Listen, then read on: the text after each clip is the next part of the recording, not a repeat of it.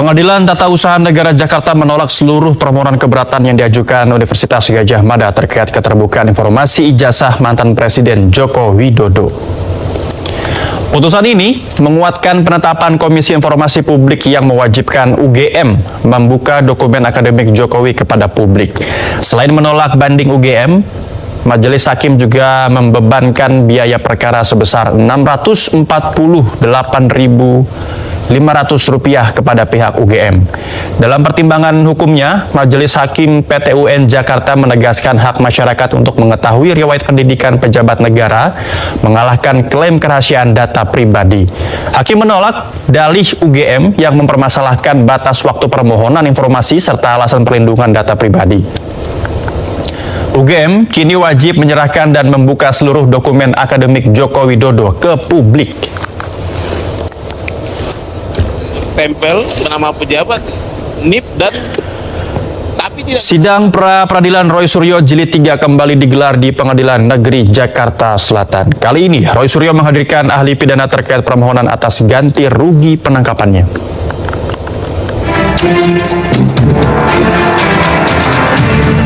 Sidang pra-peradilan Jilid 3 tersangka kasus ijazah Presiden ke-7 Republik Indonesia Joko Widodo, yaitu Roy Suryo, kembali digelar di Pengadilan Negeri Jakarta Selatan pada Jumat pagi. Roy Suryo kali ini mengajukan pra-peradilan dengan menggugat Polda Metro Jaya untuk mengganti rugi sebesar Rp206 juta. Rincian gugatan yaitu ganti rugi material senilai Rp106 juta dan ganti rugi imaterial senilai Rp100 juta. Dalam agenda sidang hari ini, Roy menghadirkan ahli pidana, yaitu Didit Wijayanto Wijaya. Menurutnya, Didit akan memberikan pandangan terkait kesesuaian permohonan ganti rugi dengan ketentuan dalam KUHP. Pergantian atau soal misalnya ganti rugi itu apakah berkesesuaian dengan KUHP yang baru ya gitu, karena KUHP yang baru kalau saya tidak salah di pasal 173 itu ada ya gitu, dan nanti beliau akan menerangkan di pasal 1 juga ayatnya berapa kemudian apakah yang kita mohonkan itu sesuai atau tidak, itu yang akan kita pertanyakan. Sebelumnya pada sidang pra-peradilan pertama, Hakim Tunggal I Ketut Darpawan mengabulkan sebagian permohonan Roy Suryo. Sidang menyatakan bahwa penggeledahan, penangkapan, dan penahanan dirinya tidak sah. Sementara sidang pra-peradilan kedua yang menggugat penetapan tersangka ditolak Hakim. Bawaslu baca ini nggak? Iya, Anda baca ini? Memastikan bahwa memang yang SKCK itu milik yang... Anda tahu nggak, kami di Mahkamah Konstitusi ini ribuan perkara itu dibaca dengan detail loh.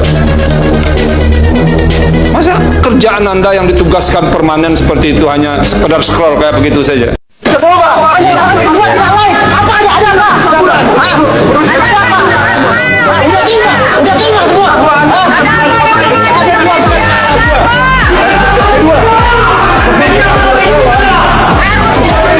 Sampai Gibran naik, itu yang kami utamakan. Gibran jangan naik dan dinasti Jokowi harus hancur. Oligarki hitam harus kita hancurkan, Pak. Ini tanggal 11 nanti akan menyatakan sikap terhadap keadaan negara saat ini. Itu yang akan kami hancurkan, Pak. Kami akan serang, Pak. Akan apa, Pak? Kami serang, kami hancurkan. Kami tidak rela Indonesia dipimpin oleh dinasti Jokowi. Caranya gimana, Pak? Secara konstitusional lah. Usut tentang ijazahnya dia salah satunya. Kami gugat secara konstitusional. Kami tidak rela dia jadi pemimpin kami. Malu-malu kan, Pak? Ini merupakan kejahatan luar biasa. Kasus ini jangan dianggap remeh. Saya ketemu dengan Jimli, Profesor Jimli, kemudian di sana ada Pak Mahfud MD dan beberapa perwira tinggi Polri. Kemudian Pak Jimli itu mengarahkan untuk RJ. Saya menolak dan saya katakan bahwa ini merupakan kejahatan luar biasa. Tidak ada RJ. Saya katakan begitu. Karena dengan lolosnya Pak Jokowi memimpin negara, rakyat Indonesia berjumlah 280 juta, dipimpin dengan seorang presiden yang sangat amat diduga menggunakan ijazah palsu. Dan kemudian banyak persoalan-persoalan negara termasuk hutang negara, korupsi dan sebagainya, ya, kekayaan negara kita yang diambil oleh negara-negara asing, mendiamkan itu, masuknya negara asing, ya, mempermudah negara-negara asing untuk mengambil begitu saja kekayaan kita. Inilah saya katakan kejahatan luar biasa. Jadi jangan dianggap remeh. Nah, ini adalah legalisasi dari KBRI. Nah, ini mana ini? Saya nggak bu, saya harus cepetan tapi asli nih. Nah, kalau yang mau lihat nanti silakan aja lah. Nah, dari hasil penelitian kepustakaan dan wawancara-wawancara itu, saya menulis disertasi yang berjudul Re-examining the Consideration of National Security Interest and Human Rights Protection in Counter-Terrorism Legal Policy, a case study on Indonesia with focus on post-Bali bombing development. Disertasinya juga ada ini. Ya, nanti juga bisa dilihat yang mau melihat. Nah, kira-kira di bulan Februarinya atau apa, saya diberitahu akan ada wisuda doktoral tentu di Warsawa sana. Kami hadir. Ini foto-foto wisudanya juga ada. Ya. Di sanalah diberikan, ya. Di sanalah diberikan ijazah asli itu, ijazah asli, ya. Ini, kemudian ini foto dengan Ibu Anita Lydia Luhulima, Dubes RI di Polandia pada saat itu. Selesai wisuda, karena saya dalam 2-3 hari itu mau balik ke Indonesia, maka ijazah itu saya copy, malah dibantu copy oleh KBRI, dan kemudian saya legalisasi. Ini juga nanti silahkan dilihat legalisasi asli dari KBRI di Warsawa. Ini adalah legalisasi dari KBRI. Ini mana ini? Saya nggak bu, saya harus cepetan tapi. Salam NKRI harga mati.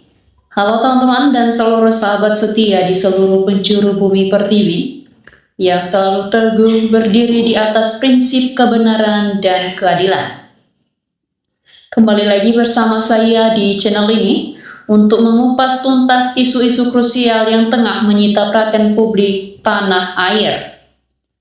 Teman-teman, hari ini kita berhadapan dengan sebuah kabar dan momentum hukum yang sangat krusial, sebuah titik balik bersejarah dalam perjuangan transparansi di Indonesia. Sebuah dinamika yang menegaskan kembali satu pesan utama kepada siapapun yang berada di lingkaran kekuasaan. Di negeri ini, rakyat memiliki hak mutlak untuk mengetahui kebenaran, termasuk riwayat pendidikan dan keabsahan dokumen para pejabat yang pernah maupun sedang memimpin bangsa ini. Isu mengenai keterbukaan informasi dan dokumen akademik ini bukanlah isu sederhana. Publik baru saja dikejutkan oleh fakta hukum terbaru, di mana Pengadilan Tata Usaha Negara atau PT-UN Jakarta secara tegas menolak seluruh permohonan keberatan atau banding yang diajukan oleh Universitas Gadjah Mada terkait keterbukaan informasi ijazah mantan Presiden Joko Widodo.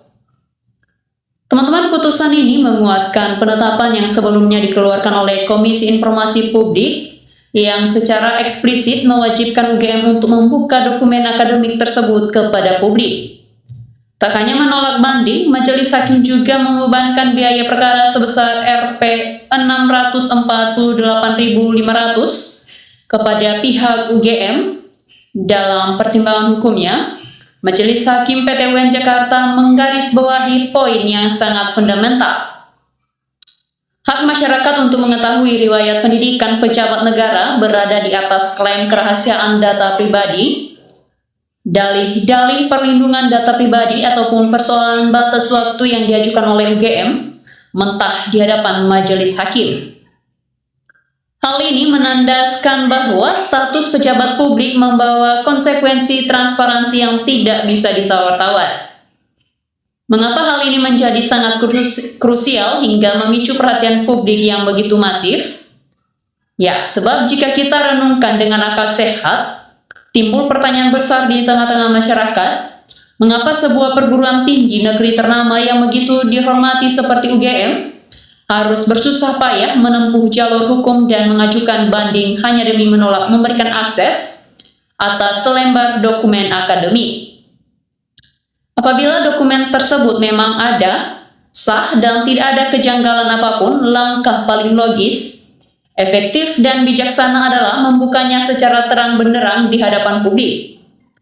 Membuka dokumen yang sah justru akan langsung menghentikan segala bentuk spekulasi, polemik, dan keraguan masyarakat. Namun, ketika jalur hukum demi menutup dokumen tersebut yang terus dipilih, hal itu justru melahirkan berbagai analisis dan prasangka di tengah masyarakat. Publik menjadi bertanya-tanya apakah ada tekanan kekuasaan, kejanggalan, sistematik, atau beban kelembagaan yang membuat dokumen tersebut terus ditutupi. Ya, di sisi lain, dinamika hukum seputar isu ijazah dan transparansi ini terus berkembang di berbagai tingkatan peradilan, di mana kita menyaksikan bagaimana persidangan pra-peradilan yang melibatkan Roy Suryo di Pengadilan Negeri Jakarta Selatan turut menghadirkan perdebatan hukum yang hangat. Dalam persidangan tersebut dihadirkan ahli pidana untuk menguji kesesuaian permohonan ganti rugi material maupun imaterial terkait penangkapan dan penetapan status hukumnya. Muncul pula suara-suara dari berbagai elemen masyarakat dan tokoh politik yang menilai bahwa isu keabsahan dokumen pimpinan negara bukanlah perkara remeh. Mereka menganggap bahwa kejujuran administratif seorang pemimpin adalah pilar utama dari legitimasi kepemimpinan sebuah bangsa. Ketika ada indikasi kejanggalan dalam syarat paling dasar seorang pejabat, hal itu dinilai berpotensi merusak tata kelola negara, menimbulkan ketidakpercayaan publik, dan merugikan ratusan juta rakyat Indonesia. Teman-teman, semua dinamika ini membawa kita pada satu kesimpulan hukum dan moral yang sama. Transparansi adalah fondasi utama demokrasi. Undang-undang Keterbukaan Informasi Publik hadir bukan sebagai pajangan semata, melainkan sebagai instrumen bagi rakyat untuk mengawasi dan memastikan bahwa setiap individu yang memegang tampuk kepemimpinan telah memenuhi syarat-syarat legal formal secara sah tanpa rekayasa. Pejabat publik adalah pelayan rakyat, dan rakyat sebagai pemegang kedaulatan tertinggi berhak untuk memeriksa dan mengetahui rekam jejak kepemimpinannya secara terbuka. Putusan PT UN ini telah menetapkan standar hukum yang jelas bagi masa depan penegakan hukum dan keterbukaan informasi di Indonesia. Ya, teman-teman, melanjutkan poin krusial mengenai keterbukaan informasi publik dan implikasinya bagi tata kelola bernegara kita, ada beberapa dimensi mendalam yang sangat penting untuk kita bedah secara komprehensif. Ketika kita berbicara mengenai putusan hukum terkait dokumen publik pejabat negara, kita tidak sedang membahas urusan personal satu atau dua individu belaka, melainkan sedang menguji sejauh mana supremasi hukum dan prinsip kepemerintahan yang bersih benar-benar ditegakkan di tanah air kita. Dalam konstruksi hukum administrasi negara, keterbukaan adalah benteng utama pencegahan penyalahgunaan kekuasaan. Saat seorang warga negara memutuskan untuk melangkah ke arena publik dan menjabat sebagai pejabat negara, terlebih lagi sebagai kepala negara atau kepala daerah, secara otomatis batasan antara ranah privat dan ranah publik mengalami pergeseran yang sangat mendasar. Syarat-syarat administratif termasuk riwayat pendidikan, gelar akademik, dan rekam jejak formal. Bukan lagi sekadar berkas pribadi yang tersimpan di lemari arsip sekolah atau universitas. Berkas-berkas tersebut bertransformasi menjadi dokumen publik yang menjadi kualifikasi dasar legalitis orang dalam memangku jabatan yang didanai oleh uang rakyat. Ya, oleh karena itu, ketika badan publik atau institusi pendidikan berupaya menahan atau merahasiakan dokumen-dokumen dasar semacam ini dengan dalih perlindungan data pribadi, hal tersebut berbenturan langsung dengan filosofi keterbukaan informasi. Publik berhak bertanya apa yang sebenarnya dilindungi jika dokumen tersebut otentik, valid, dan diterbitkan sesuai dengan prosedur hukum dan akademik yang berlaku. Maka keterbukaan justru akan menjadi pembuktian terbaik atas integritas institusi pengeluar dokumen tersebut. Sebaliknya, resistensi berlebihan terhadap transparansi hanya akan menyuburkan keraguan, memicu krisis kepercayaan publik, dan membuka ruang bagi berbagai spekulasi yang kontraproduktif bagi stabilitas politik dan hukum nasional. Tontonan pelajaran berharga yang dapat kita petik di perdebatan hukum dan proses peradilan ini adalah pentingnya menjaga independensi institusi peradilan serta lembaga-lembaga pengawas informasi. Ketika Komisi Informasi Publik dan Pengadilan Tata Usaha Negara berdiri tegak memperjuangkan hak tahu masyarakat, disitulah sistem check and balance dalam negara demokrasi bekerja sebagaimana mestinya.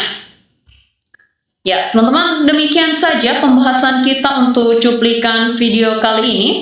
Sebagai warga negara yang mencintai bangsa ini, tugas kita adalah terus mengawal setiap proses penegakan hukum agar berjalan di atas koridor yang lurus. Kita tidak memihak pada kepentingan politik praktis siapapun, melainkan memihak pada prinsip kebenaran, transparansi, dan penegakan hukum yang adil tanpa pandang bulu. Mari kita terus jadikan diskusi-diskusi hukum seperti ini sebagai sarana edukasi politik yang sehat bagi seluruh masyarakat Indonesia.